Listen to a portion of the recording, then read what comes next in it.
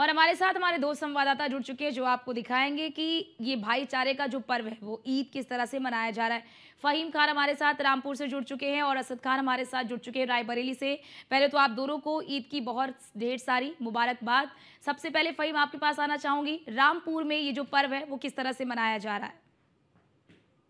तो देखिए अर्चना, जो ईद उल फित्र है ये 30 दिन के रोजे रखने के बाद ये दिन आता है और रोजों की जो मजदूरी जिसको कहते हैं हम आम जुबान में, इसको मांगने का वक्त आता है। ईद उल फित्र की नमाज के दौरान सभी नमाजी अपने परवरदिगार अपने रब का शुक्रिया अदा करते हैं कि उसने 30 दिन के रोजे रखने का ये उन्हें मौका दिया, उन्हें इबादत करने का मौका दिया। उसके बाद ईद की नमाज के दौरान बाद में मुल्क की सलामती की, अमन की दुआ की जाती है, की गई है। आज भी यहाँ पे जितने भी ईदगाह थे, जितनी भी मस्जिदें थी जहां ईद की नमाज अदा हुई है, उसमें सभी लोगों ने मुल्क की सलामती के लिए, अमन के लिए दुआ की है। कई जगहों पे जो तनाव देखने फ़हीम को आपके मिले, पीछे कुछ लोग भी मौजूद हैं, उनसे भी ज़रा पूछिए कि प्रशासन ने जो व्यवस्थाएं की थी उनसे वो पूरी तरह से संतुष्ट हैं और अपना ये पर्व अच्छे से मना पा रहे हैं?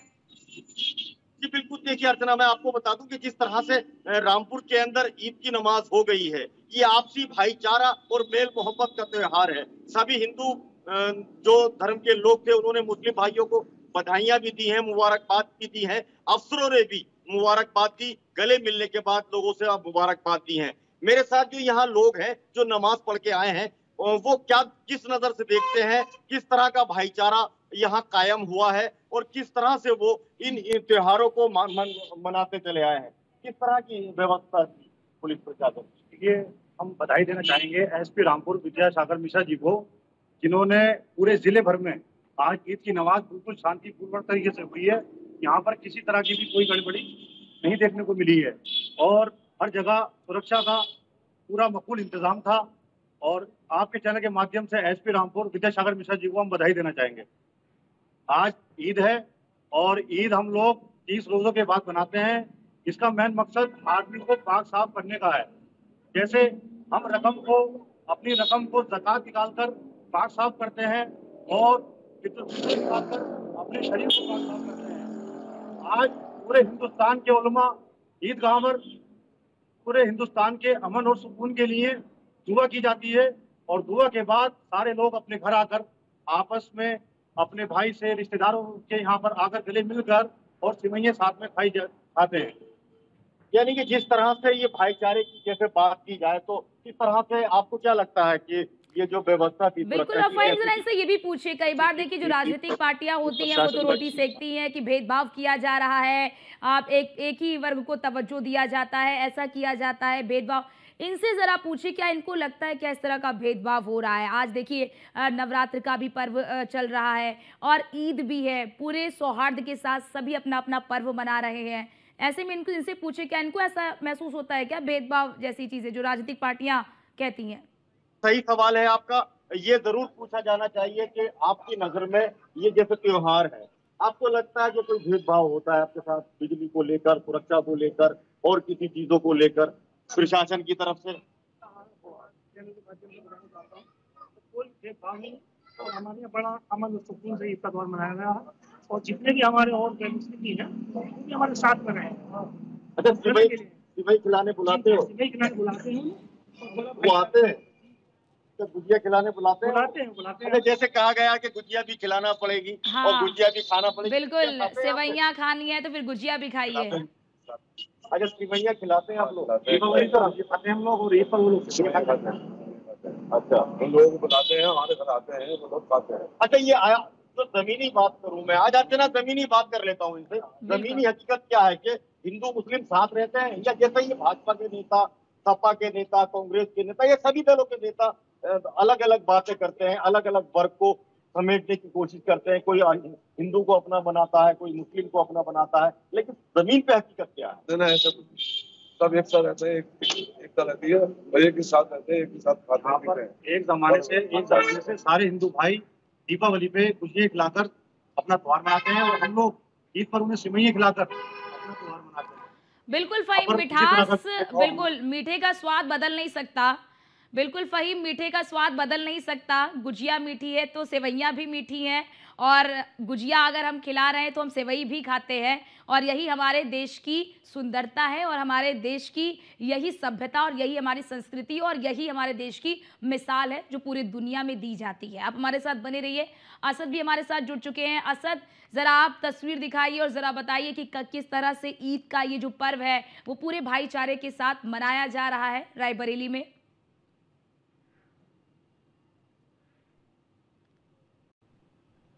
टीम को और ईद की बहुत बहुत हार्दिक बधाई और शुभकामनाएं।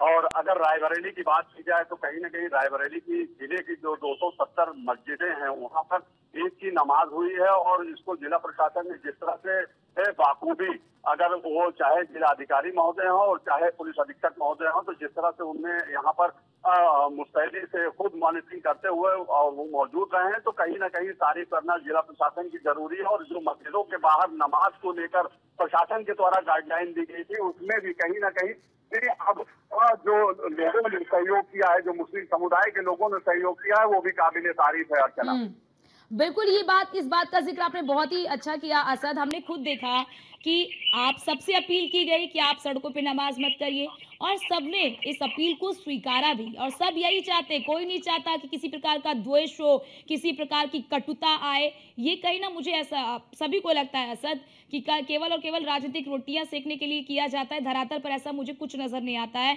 आप जरा ये भी बताइए असद कि अभी भी नमाज हो रही है या फिर नमाज सभी मस्जिदों में खत्म हो चुकी है? बिल्कुल, देखिए नमाज सारी मुकम्मल हो चुकी है। 9 बजे का ईदगाह का समय था, और निर्धारित समय करीब 8:30 बजे पुलिस अधीक्षक डॉक्टर यशवीर सिंह और जो जिलाधिकारी हर्षिता माथुर वो उस समय से पहुंच गए थे, और जो राजनीतिक संगठन है, अलग अलग जो संगठन है, वो वहां पहुंचे थे। तो कहीं ना कहीं आपसी भाईचारा ईदगाह के बाहर जरूर देखने को मिला। लोगों ने आपस में गले मिलकर लोगों को बधाई दी है, और हमारे साथ यहाँ पर कुछ लोग भी मौजूद हैं। अर्चना, मैं उनसे बात करना चाहता हूँ कि जिस तरह से जो लोग नफरत फैलाते हैं, एक दूसरे के त्योहारों को लेकर टिप्पणी कसा करते हैं, तो वो कहीं ना कहीं रायबरेली में किस तरह से लोगों ने ये भी पूछिएगा कि ये जो त्योहारों से पहले बयानबाजी करते हैं और जब त्योहार आते हैं उस तरह की तस्वीरें नजर नहीं आती हैं, फिर तस्वीरें बिल्कुल अलग होती है। बिल्कुल, बहुत बहुत स्वागत है न्यूज़ वन इंडिया पर। सबसे पहले तो ईद की जो है वो बहुत बहुत मुबारकबाद आपको। रायबरेली में जिस तरह से ईद का त्योहार मनाया गया, हर्षोल्लास से लोग मिले हैं, जिला प्रशासन मौजूद था।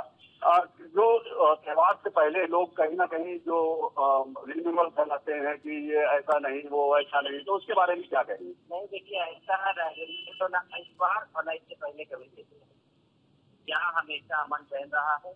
और चाहे मतलब किसी भी धर्म के लोग हो, आप ईदगाह के पास खुद ही आपने देखा होगा, सभी लोग एक दूसरे को मुबारकबाद दे रहे हैं, गले मिल रहे हैं। तो फिलहाल कहाँ कहीं कुछ भी रहा हो, लेकिन रायबरेली में तो बहुत अच्छा माहौल है, और हमेशा से वैसा। जिला प्रशासन को किस तरह? जिला प्रशासन भी यहाँ कोऑपरेट करता है और लोग उनको कोऑपरेट करते हैं, तो दोनों का आपसी कोऑपरेशन से चलता रहता है मामला। तो ईद का जो व्यवस्थाएं थी ईदगाह पर, वो बहुत अच्छी थी। बिल्कुल, और भी लोग हैं हमारे, बात करेंगे उनसे। क्या नाम है आपका? जैसे जो अलग समुदाय के लोग हैं, जैसा होता है कि कभी कभी ये कहा जाता है त्योहार से पहले कि इनके त्योहार में इस तरह, या सरकार से ये भी पूछे जरूर कि आज कितने हिंदू भाइयों ने इनको ईद मुबारक दी है?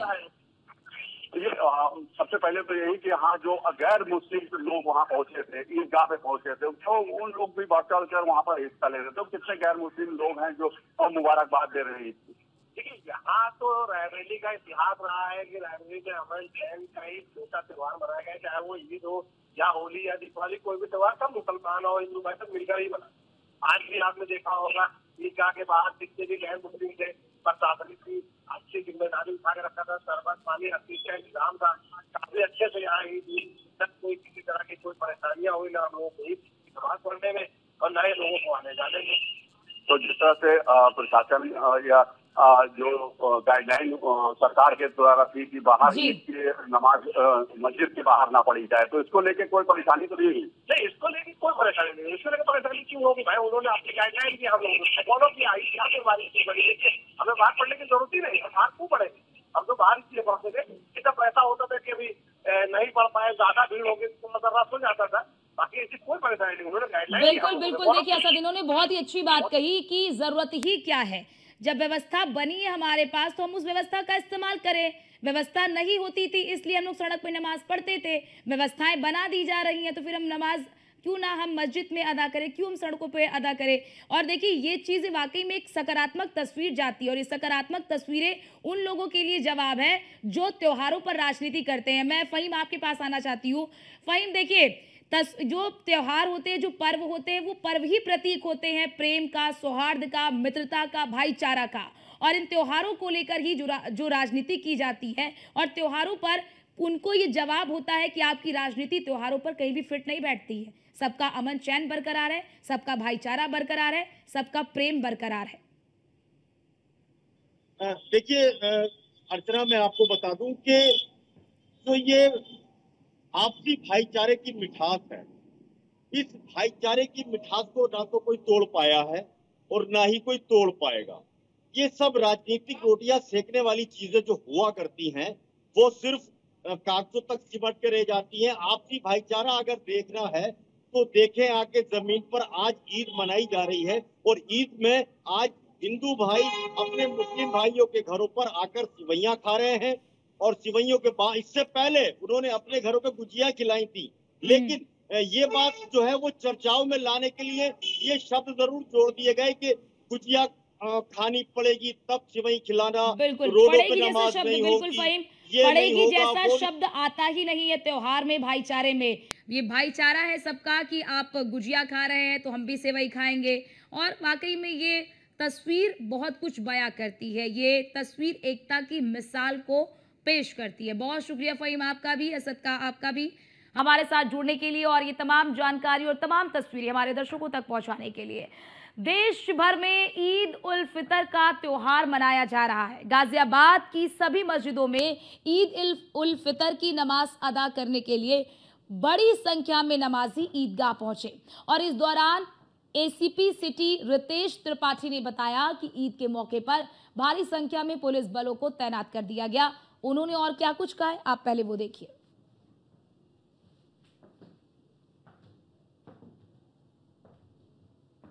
और फोर्स यहाँ पर मौजूद है और पहले से ही प्रिपरेशंस की गई हैं। स्टैटिक फोर्स और जो हमारा रिजर्व पुलिस फोर्स है, थाने का पूरा फोर्स है, उनको जितनी भी जगह नमाज हो रही है मस्जिदों पर और ईदगाह पर सभी जगह लगाया गया है। और इसके अलावा ड्रोन से सर्विलांस किया जा रहा है। सभी से अपील की गई है कि जो शासन की गाइडलाइंस है उनको ध्यान में रखें, सकुशल नमाज पढ़ें और अपने घरों को जाएं। और फोर्स तो देखिए, आपको तस्वीरें भी लगातार हम दिखा रहे हैं कि किस तरह से पूरे देश में ईद का ये पर्व मनाया जा रहा है, कहां-कहां पर ईद का पर्व मनाया जा रहा है पूरे देश में। अब आपको ये 6 तस्वीरें आपके टीवी स्क्रीन पर हम दिखा रहे हैं और इन 6 तस्वीरों के जरिए आप समझिए कि देश में अमन चैन की क्या तस्वीर है, किस तरह से लोग पूरे शांतिपूर्ण माहौल में अपना अपना पर्व मना रहे हैं। संभल का देखिए, संभल के सीओ अनु चौधरी आपको इस समय नजर आ रहे हैं कि सड़क है, सड़कों पर फ्लैग मार्च भी किया गया, लोगों से अपील भी की जा रही है और सभी का पूरा सहयोग मिल रहा है। लोग पूरा समर्थन कर रहे हैं, लोगों का पूरा सहयोग मिल रहा है। और इसीलिए कहते हैं कि जब व्यवस्थाएं बनाई जाती हैं तो व्यवस्थाएं तभी सफल होती हैं जिनके लिए व्यवस्थाएं बनाई गई हैं, जब उनका सहयोग मिले। और संभल की तस्वीर देखिए, उसके बाद दूसरी तस्वीर आप बहराइच की देखिए। बहराइच की भी सड़कों पर आप देख रहे होंगे कि पुलिस जो है वो गश्त करते हुए नजर आ रही है, फ्लैग मार्च करते हुए नजर आ रही है, लोगों से अपील करते हुए नजर आ रही है। और बहराइच में भी जो अपील लोगों से की गई, लोगों ने अपील को स्वीकार किया और प्रशासन का पूरा समर्थन किया। अलीगढ़ की तस्वीर देखिए, अलीगढ़ की तस्वीर में भी आप साफ तौर पर देख सकते हैं पूरा प्रशासनिक अमला सड़कों पर उतरा हुआ नजर आ रहा है ताकि किसी के भी पर्व में किसी भी प्रकार का खनन ना डल सके, कोई भी किसी भी प्रकार से खनन ना डाल सके, व्यवधान उत्पन्न ना कर सके। मेरठ की तस्वीर आपको दिखा रहे हैं, मेरठ की भी तस्वीर आप देखिए, प्रत्येक व्यक्ति को चेक भी किया जा रहा है। और सुल्तानपुर की तस्वीरें भी आपको हम दिखा रहे हैं और साथ ही साथ आगरा की भी, कि किस तरह से पुलिस प्रशासन सड़कों पर पूरी तरह से तैनात है।